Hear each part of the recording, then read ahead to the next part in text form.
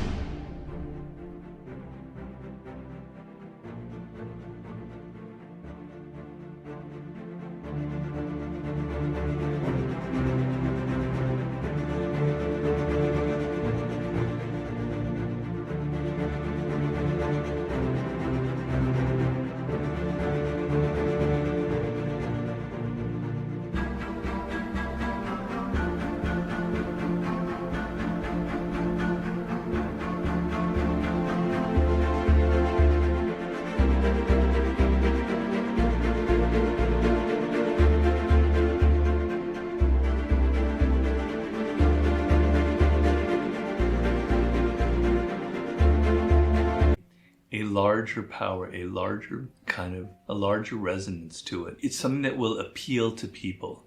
It can't be something that just excites you or your circle of friends. It has to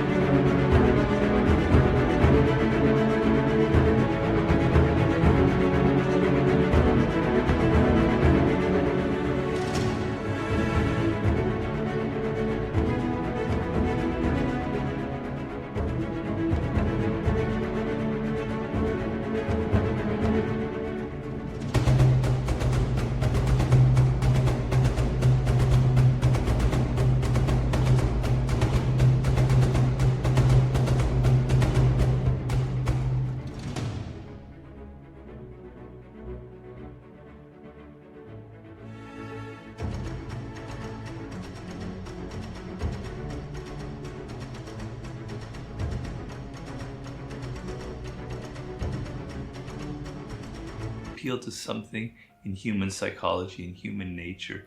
It has to resonate with our needs, our desires. It has to have a kind of a mythic element to it, right?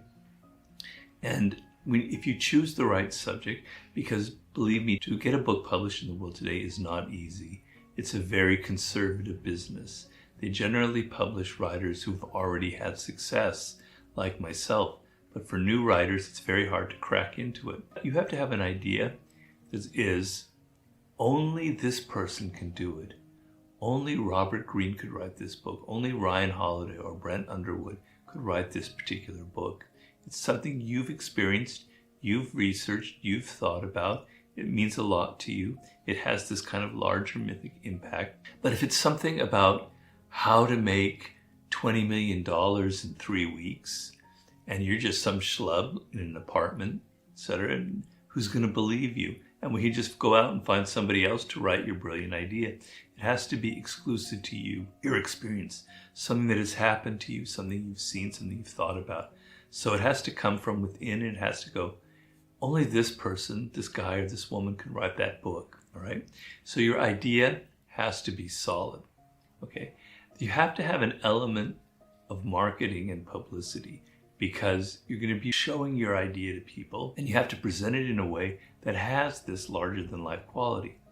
The problem that most people have is they're locked inside their brain. They're thinking about what they like about this idea, etc., right? What interests them. And as I said before, you have to turn that around and you have to think about how other people are going to react to it. You have to shine a light on how this is going to resonate within all of these different readers, on what their interest in it is. And you have to make that very, very clear in your pitch and how you publicize it. That's all the bullshit stuff that goes on in the beginning, the way you package your idea. Then comes the writing, which is the hardest part. And the main reason why books basically suck today, and I hate to say it, but I read a lot of books, and I'm not trying to vaunt myself because I don't do that, but I generally like the books that are written 30, 40, 60, 80, 100, 300, 3,000 years ago. Not that they were writing books 3,000 years ago. But the books nowadays are so thin. They have one idea that maybe was a podcast or was a blog post that was kind of interesting, but it's not enough for 300 pages or 250 pages. And the writer just tries to find ways of saying the same thing over and over and over again in different ways. You read the first chapter, it's kind of good. The second chapter starts getting repetitive. By the third chapter, you're throwing it away because it doesn't go anywhere. So you have to have enough ideas for a full book, and you have to plan that ahead. Where most books fail is they're not structured right. They're not ordered right. People are so excited by their idea, but they put no energy into how they're going to organize their material. And this applies to whether you're writing a piece of fiction or nonfiction. A book fails or succeeds by its structure, by its organization, so that chapter 1 is interesting, chapter 8 is just as interesting, and chapter 16 is even more interesting and exciting. You can get people turning the page, going further and further, wanting more and more of you. You've won the game. But that is not easy, and it fails because you don't structure your ideas. You don't structure your material. You have it all over here, scattered in your head, scattered in a few notes here and there. You sit down and you write.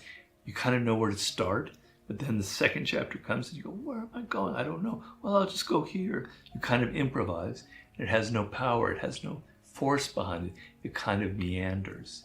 So knowing how to organize your material is the most important part of writing a book. I've come up with a system that I've helped other people create. You can find your own way where you use note cards.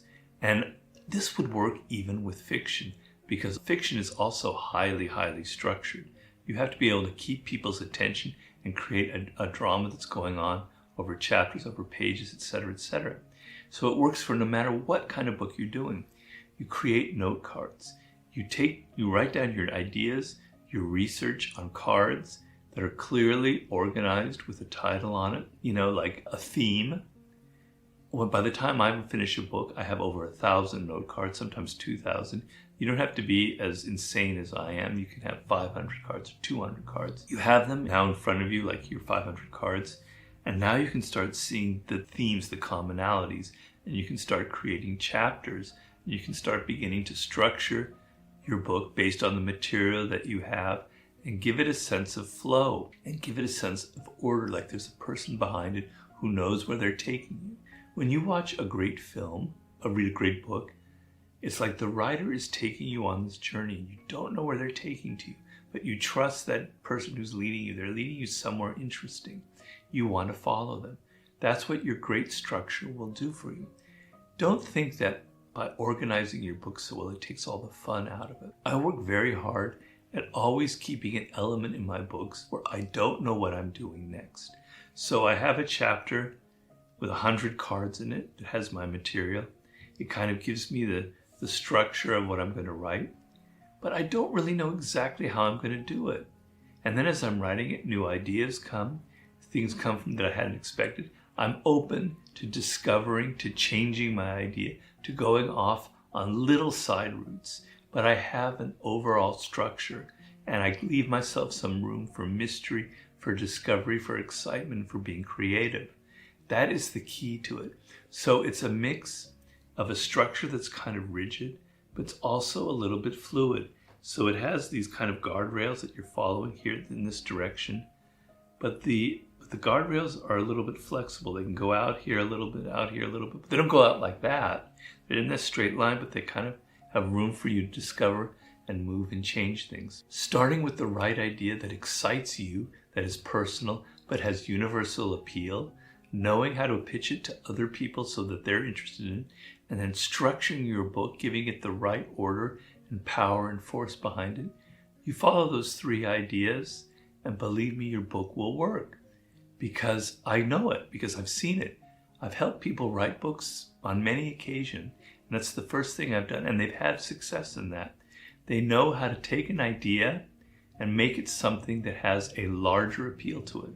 A lot of people come to me with ideas and they go, that's too banal, that's not exciting enough. You have something there, but let's work on making it have a more universal appeal. Let's make it something that's going to hit people a little more emotionally. It can always be done. And then I help them kind of create a pitch that has more of that larger focus on it, that it will excite people. And then I work on structuring that book and giving it a really solid but exciting form. It's a formula for success.